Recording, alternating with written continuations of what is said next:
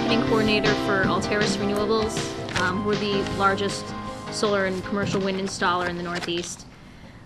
We had some rather humble beginnings right here in Western Massachusetts, and now I'm wearing a suit. So, go figure. So I didn't want to spend too much time just talking about the company because, we install solar and wind, and I think that speaks for itself. But what I did want to do with my 10 minutes was talk with you all about my experiences marketing solar in the Northeast and how it's actually changed pretty significantly in the last 5 years with the approach that we've taken. So the first thing I wanted to do, I want to thank Mary actually for bringing some of my own marketing materials here, since I did not bring them. But I wanted to show two examples of some pieces that we developed this year. And what I'm going to do is pass these around. Please do not keep these. These are to go back to Mary afterwards, or she's going to have my head. So both of these are examples of some posters. You can go ahead and just pass them. And basically, this is a style of marketing that I would say speaks to people who are already green, who already understand the value of solar and wind, who already are familiar with maybe what even the products look like. They're cartoons, they're playful, and are, basically marketing is an unusual science. There's actually a lot of, testing and measuring that goes into figuring out what messages are going to reach people, going to reach the audience you actually want to reach, to get them involved in your sales cycle. So we found that this approach right here was reaching the people who are very much like all of us in this room right now. We already have at least a general idea of the value around these products. There's a second campaign that we're running right now that it just, I wish I had a copy of the ad, but basically it's a 7-year-old girl, and she's sitting like this in the grass, and the text of it says, the number one reason for solar energy, for going solar, may be right in front of you. And we actually found, we ran a focus group where we ran these by people, we ran this ad and a couple of other ads and some messages, and we found that this approach with this girl actually resonated incredibly strongly with people, especially women, especially people who had already said, that they're a parent or they're a grandparent, or, they're very community-minded, or they volunteer. I mean, that was it. And we're getting to the point now with the marketing of renewable energy products and services that we all need to start thinking about ways to move beyond this very technical niche that we're in, where everybody has to, they have to know what an inverter is, and they have to know what a kilowatt hour is, and a kilovolt, and an amp. And, I'm an engineer, I come from an engineering background, and I can talk up to there. If you want to talk up to there, that's great. But as we move, if you look at it like it's a tree, like a big maple tree, and right now, all of this foliage and the fruit, that's all the way on the bottom here, all the early adopters, all the tech heads, a lot of that's pretty much been picked out. So now we need to keep going up the tree, but it gets wider and wider and wider as you get up, and it becomes a lot more difficult to look through the foliage to actually find the pieces of fruit that are ripe and ready to pick. So marketing is all about finding those people. So a couple notes that I wrote down earlier this last week was focus groups. I highly recommend. Its biggest bang for the buck to find out how to reach your constituents is convene a focus group. I definitely want, Sean, he was saying things about like testimonials and case studies. People want to know that this stuff is dependable, that it works, that their neighbors have done it. We've also done things like having block parties. So, we'll do like a big ribbon cutting for our big commercial systems, and we'll, invite the community to come and check it out. Come check it out, learn about solar, touch it, see how it works, ask questions to the experts. Another thing was third-party website reviews, things like Angie's List. On the solar industry, we have specific ones like Cooler Planet, Solar Estimate. Yelp is also a good place to get reviews of your business out. You want to encourage your customers to be going out there, away from you, talking about you in the best way possible. Because we can.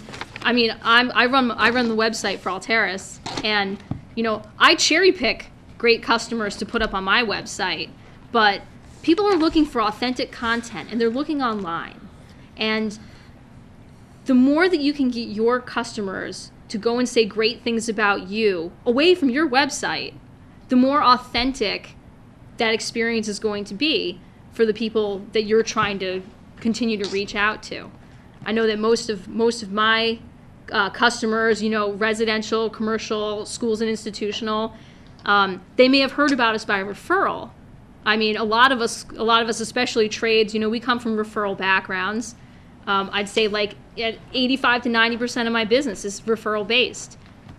But after they get that referral, they go out and they do research on you. And what the first thing they're going to do most often is to go online. And they're going to go to your website and they're going to see what jobs have you done, who are your customers, what are they saying about you. They're going to look around. They're going to keep asking around. So another tactic that we use is, we're very big on PR. I run the PR strategy for Alteris. So we publicize bigger projects that we're working on, bigger names. We've done some large projects for, we've been talking about Yale Croon Hall. Both Mary and Jenny were talking about that. That's a big project we did. And people are like, oh, you did a job for Yale. Well, if you can work for Yale, you're probably good enough to hire, to do a PV system on my house. Or, we did a project with Aetna. We did a project at Brandeis. So the more... Sean, Northampton Brewery. Okay, who has not heard of the Northampton Brewery in the Pioneer Valley? When you can get your higher profile customers and clients to sing your praises, you get immediate props with the people that you're trying to reach. It's just a really, really authentic way. It goes beyond writing an ad. It goes beyond, putting out a press release. Now you've got somebody else talking for you. Again, I think it's really important just to maintain, authentic voice, using an authentic voice when you're trying to communicate your message. No jargon, no industry speak. Stay away from acronyms. Try to keep it really simple, and appeal directly to people's emotions. Still the number one reason why people want to get on the green bandwagon is because they want to do the right thing.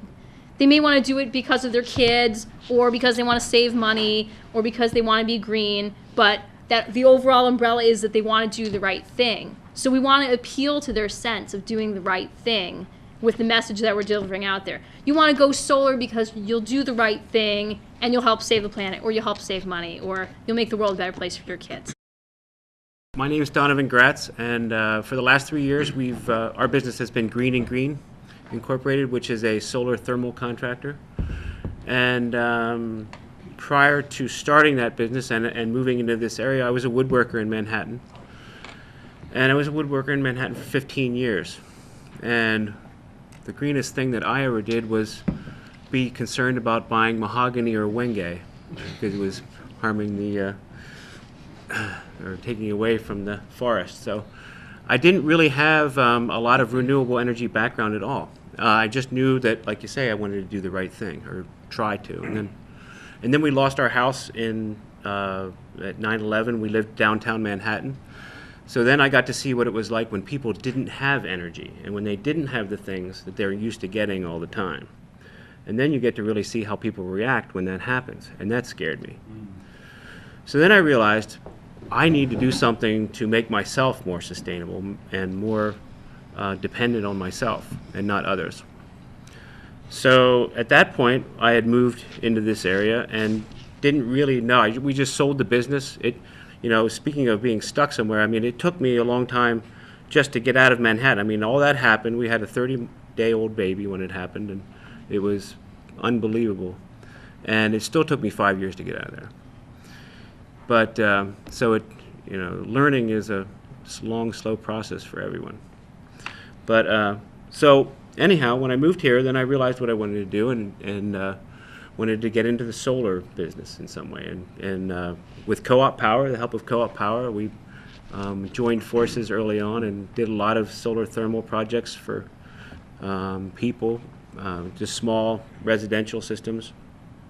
And then up till now, we've done 300. So we've done a lot of those. And in that time, the realizations came as I worked on and shutting down boilers in the summertime. And now we've shut down hundreds of boilers in the summertime due to solar hot water. And I can't even imagine what that figure is as far as savings in oil and such.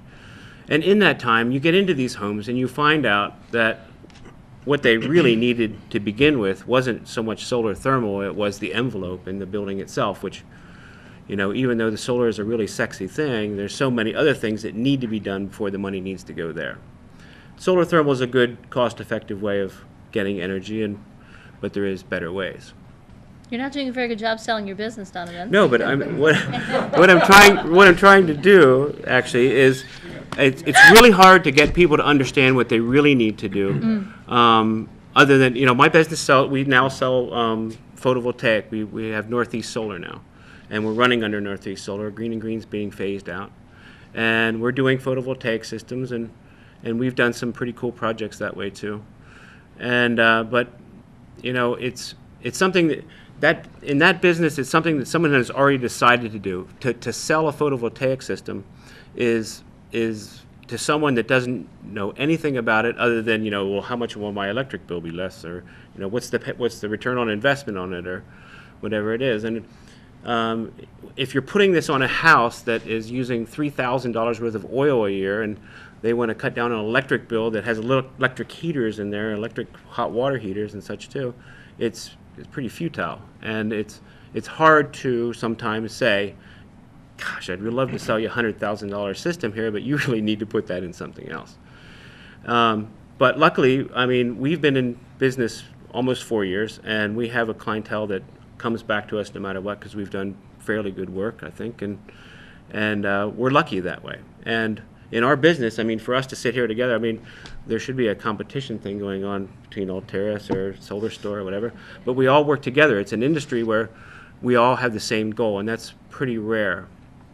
Especially, I've worked with a lot of trades, electricians and plumbers and heating contractors, which I have to all the time. And at first, I was the gray area. They want nothing to do with a solar person because you're not really certified to do anything other than everything.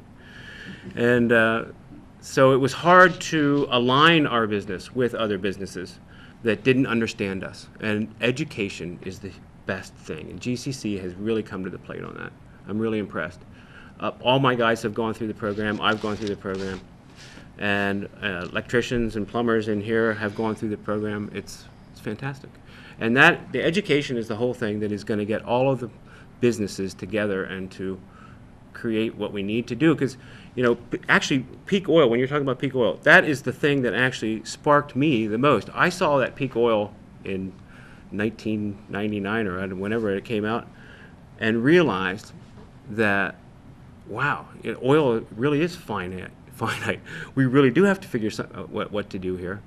And, I would say 70% of the population has not realized that yet. And when they realize that when something runs out and you got to figure out what else to do off the cuff instead of planning for it now, well, that's the whole thing right there. So how to promote your business. Do good work and make sure that it lasts a long time.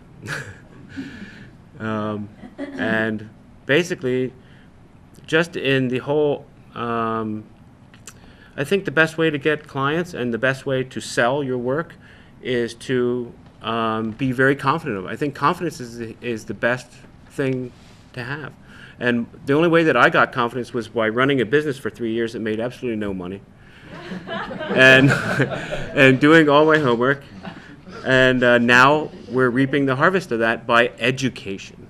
And that is the key to the entire project, is educating yourself and others. And that's what we're in the process of doing now. My name is Stephen Greenwald. I'm the founder and the president of Renaissance Builders. And I started the company in 1975. I built my first high-performance house in 1978. It didn't work. I got a chance to fix that in 1982 when some friends of mine bought it and got to fix all the mistakes that we made in 1978. We built a lot of houses in the late 70s and the early 80s at the beginning of this technology. Most of that was spurred by the interest of people from out of the area, who myself was one, who moved to this valley to escape for any number of reasons. And when energy got cheap again, it all went away. Nobody cared because fuel was cheap. And then it started up again with the Energy Crafted Home program. I built one of the first models for that when that started. And that went pretty well for a while till WEMCO decided that they were going to put that little conservation charge that you pay on your electric bill into other areas other than Energy Crafted Homes, because they figured out that they got more return for making factories and commercial properties more efficient, which is a good way to go.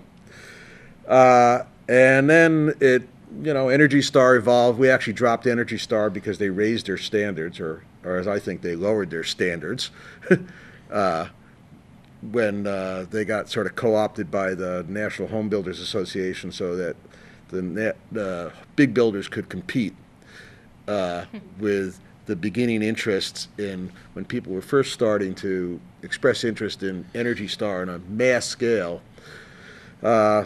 The organization of which I'm a dues-paying member of got the government to basically take the air leakage standard and cut it in half. So it kind of defeated a lot of what the program did. So we actually stopped saying that we built Energy Star homes, because our homes were way beyond what Energy Star is. So along this way, I learned a lot about how to market this. And now we do a considerable amount of commercial work. We probably do more commercial and industrial work now than we do residential work.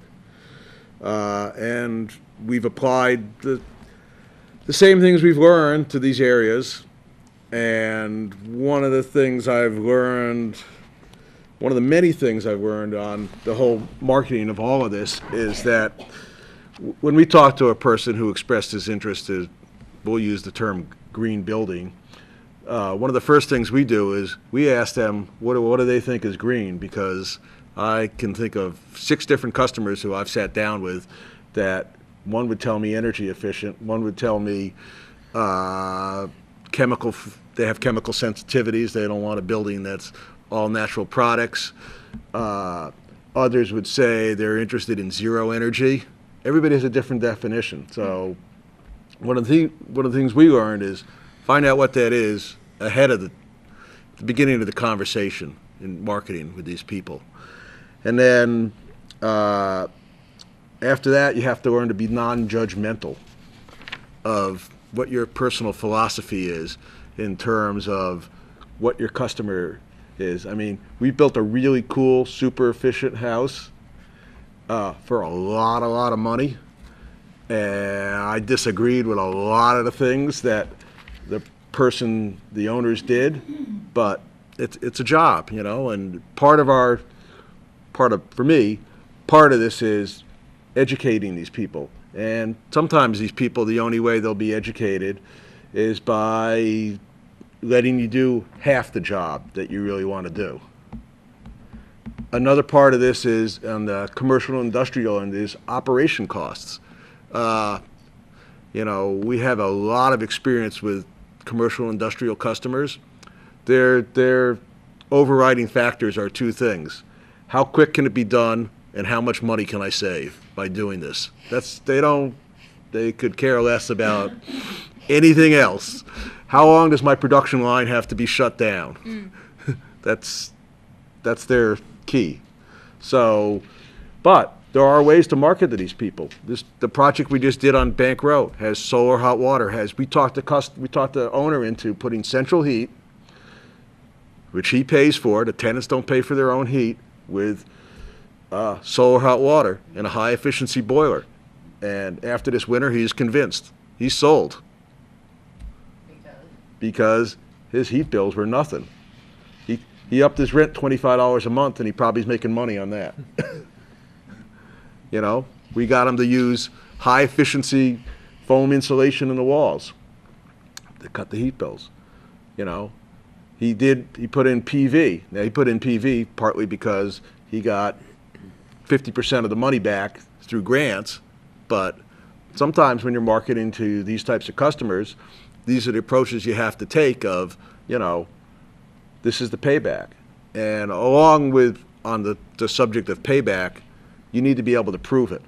And I don't mean prove it in the sense of sit down with some graphs and Excel spreadsheets and say that, you know, here's your R value and here's the energy use, and that's all very well good for planning, but you need to be able to prove it to say, we're going to save you $500 and really be able to save that $500 a month when the time comes. Or we just built a rather large house, but I would consider a large house. It's about 3,500 square feet of conditioned space.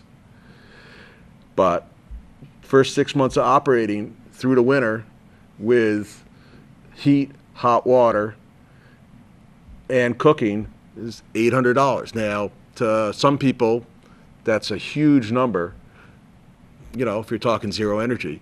For somebody who's used to living in those type of houses, they couldn't be more thrilled that it only cost them $800. You know, they were thinking, okay, it's going to cost me $3,000 to operate this house.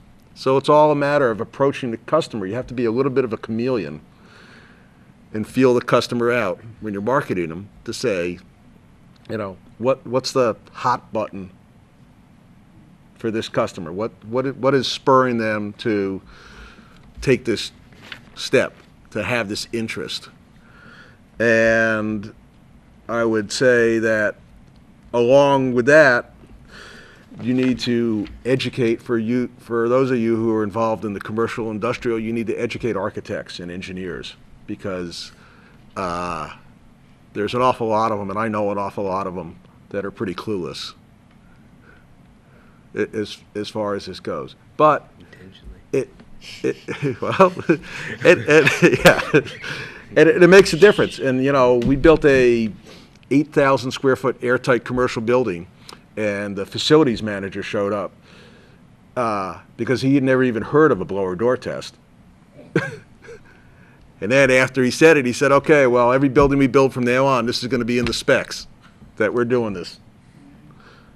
You know, so it makes a difference for these people. And, you know, he had probably zero interest in peak oil, global warming, any of the philosophical issues that go along with it. His interest was, wow, I can really control the environment of my building the way I want it to be controlled. So it's just another way to sell what we all believe in. And then I guess the last two things I would say are that in considering all this, when we're talking about local economy and keeping things local, you need to really put the pressure on the state, the legislatures. They need to reform the Massachusetts bidding laws, because it keeps all the small companies like us in the Valley out of doing these projects. You know, as great as GCC is, I bet you won't find a single contractor from Franklin County working on that addition outside. Or the solar hot water. Yeah, but, and you need to pay your employees living wages, real wages. Because if you want to have a company that really is 100% being promoted by your employees, and one of the biggest selling points you can have is, if you're of the size company where you have employees, is when you get feedback from your customers of, you know, I was talking to so-and-so at lunchtime, and he says, wow, what a great place to work. You would be amazed at how much of an impression that has on homeowners, facility managers, your customers.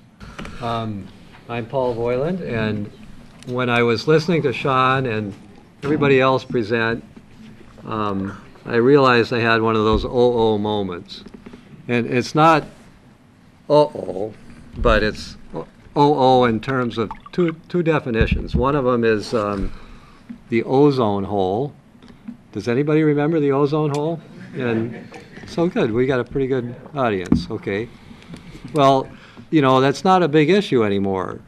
And I think it's important to us in this kind of emergent, you know, deep energy retrofit and real energy conservation to look at that process and what happened. The science identified it in 1975 or 6, way back then. And the air conditioning contractors, kind of kicking and screaming, got brought to the table by the EPA and devised a plan to replace these offending refrigerants with R410A and et cetera, et cetera. Now we're moving beyond that.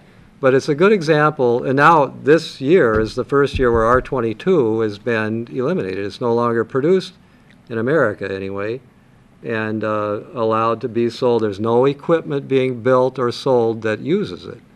So, and that's kind of a 20-some year process. I remember getting certified as a refrigerant handler in 1990. So it took 20 years or so to get that done. And the marketing of it, you know, there wasn't really marketing of it. It was like, this is a mandate, you got to do it. You know, and the industry, the manufacturers got on it, and everybody else had to go along, or they got dropped, you know. So that's one part of selling, or at least instituting the change, is a government mandate based on solid science and an industry that recognized they could make money doing that, because it was, you know, it caused there to be more work for technicians, et cetera, and the industry figured that out finally and said, whoa, let's do it, you know. But had the government not mandated, had there not been a mandate, it's unlikely that there would have been as quick a movement towards it. And the other O is one that I'm fairly familiar with, and that is the organic food movement, which also started and got into its heyday in the 70s. And that is a different approach, though. It wasn't the government that made it. That was really grassroots. And people developed the interest for it, and you know, everybody kind of knows what happened. It's more expensive maybe, but the benefit of it and the process of going, you know, of selling it became easier and easier as people recognize that. It's still more expensive, and there's a big educational component to it, but it's, you know, been very successful, and this was despite the government trying to water it down. There was, in the early, about 10 years ago, there was a movement well, when organic was defined by the FDA, there was, the big companies got in there and watered it down, but the grassroots pushed that back and maintained a reasonable standard of organic. But I think what's important to us in the Valley, and this may be a model to work on, is CISA, which is Community Involved in Sustaining Agriculture. There is a group that, you know, that was started with some grants and has made reaches across the industry, from farmers to restaurants to stores that sell food, and has developed this sort of buy local with a heavy organic emphasis. And that kind of model, I think, would work really well for this industry, to get this overarching group started that would really promote the concept of sustainable local building, sustainable local practices. So those are the two O's that came to mind, and I think they kind of point towards the third one, which is that there's an opportunity for us to make something out of it and really lead lead in a kind of collaborative thing. I mean, at CISA, I don't know how many people are really into the organic food movement as like I am, but CISA is like a model in the country. You're talking about a RE and EE equivalent of CISA? Yeah, community involved in sustaining buildings, Yeah. or something. CIRA. Something like that. Okay, yeah. Yeah, but that's the idea. And then just in terms of, the marketing thing, one little anecdote from my own experience is that in selling the R410A systems, which is the replacement for R22 refrigerant-wise, I've always done it for the last 10 years, even before anybody else was moving it. We did that, and it was more expensive. It was more efficient, but the payback in terms of an air conditioning system in our climate is like, you're only spending maybe $100 a year or so to air condition on the 10 days we need it. Generally, now commercial is different, but so you're not really talking money. Didn't really play. People would get the idea of the environmental responsibility of it. You can make a long-term argument that it's going to be eliminated and more costly to maintain this antiquated system. And then at the last resort was you pull out that old card that says, well, how much of the ozone hole are you leaving for your grandchildren? And that usually got people to do it. And in our, we've sold in the last 10 years 6 non-R410A systems. And those were just retrofits that we couldn't possibly change it. So the different techniques work, but it is education and good information that you provide for people.